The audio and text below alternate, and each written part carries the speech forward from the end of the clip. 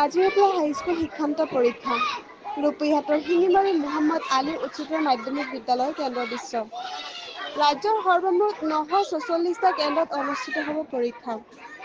আমি পুনৰ দেখুৱাই আছো ৰাজ্যৰ সৰ্বমুঠ 946টা কেন্দ্ৰত অনুষ্ঠিত হ'ব পৰীক্ষা। সমান্তৰালকৈ আমি দেখুৱাই আছো এটি ৰূপৈহাটৰ শিঙিমাৰী মোহাম্মদ আলী উচ্চতৰ মাধ্যমিক বিদ্যালয়ৰ কেন্দ্ৰ দৃশ্য।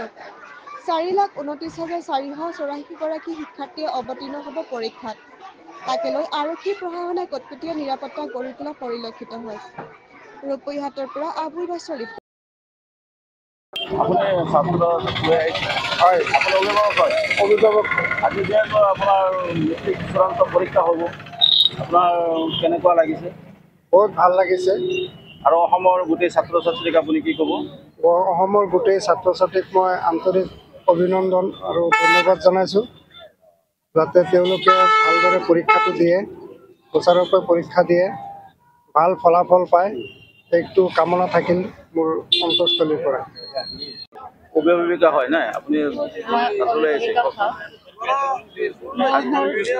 ল'ৰাটোৰ নাম নাদিমুল হাছান।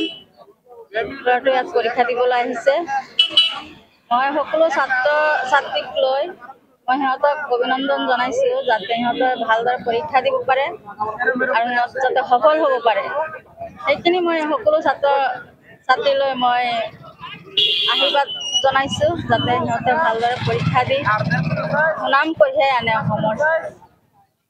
মেট্ৰিক চূড়ান্ত পৰীক্ষা আৰম্ভই হৈছে আৰু এই পৰীক্ষাক লৈ আপুনি কি ক'ব?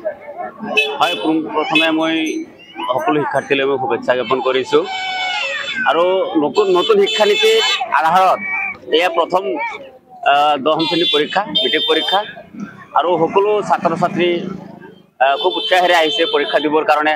আপোনালোকে চাইছে আজি শিঙিমাৰী, এই ঠাইডোখৰৰ নাম হ'ল শিঙিমাৰী আৰু শিঙিমাৰী মহম্মদ আলী উচ্চতৰ মাধ্যমিক বিদ্যালয় যিখন পৰীক্ষা কেন্দ্ৰ আছে, সেই পৰীক্ষা কেন্দ্ৰত আজি আপোনালোকে চাব পাৰিছে যে প্ৰায় 600মান ছাত্ৰ ছাত্ৰীয়ে ইয়াত পৰীক্ষাত অংশগ্ৰহণ কৰিছে আৰু প্ৰতিজন ছাত্ৰৰ লগতে নিজৰ নিজৰ অভিভাৱকসকল আহিছে, গাৰ্জেনসকল আহিছে, আহি পেলাই ইয়াতে ভিৰ কৰা পৰিলক্ষিত আপোনালোকে চাইছে।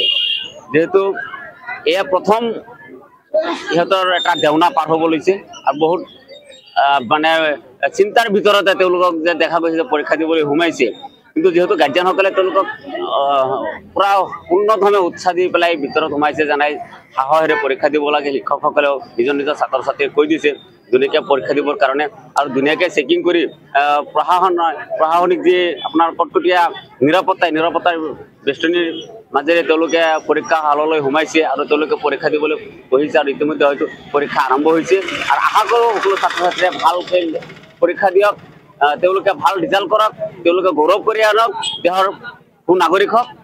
এইখিনিয়ে। আপুনি কিবা পদবীত আছে নেকি? মই কলিয়াবৰ জিলা সংখ্যালঘু সংগ্ৰাম পৰিষদৰ সভাপতি। আপোনালোকৰ সংখ্যালঘু সংগ্ৰাম পৰিষদৰ পৰা অসমৰ ছাত্ৰ ছাত্ৰীক কি ক'ব? না, আমি অসম সংখ্যালঘু সংগ্ৰাম পৰিষদৰ ফালৰ পৰা ছাত্ৰ ছাত্ৰীক ক'ম যে তোমালোকে ভালকৈ লিখা পঢ়া কৰা, দেশৰ সুনাগৰিক হোৱা আৰু নিজৰ ভৱিষ্যত উজ্জ্বল কৰিবলৈ চেষ্টা কৰা, মা দেউতা মনৰ আশা পূৰণ কৰা, নিজৰ গাঁৱলৈ, নিজৰ এই অঞ্চললৈ তোমালোকে সুনাম কঢ়িয়াই আনা।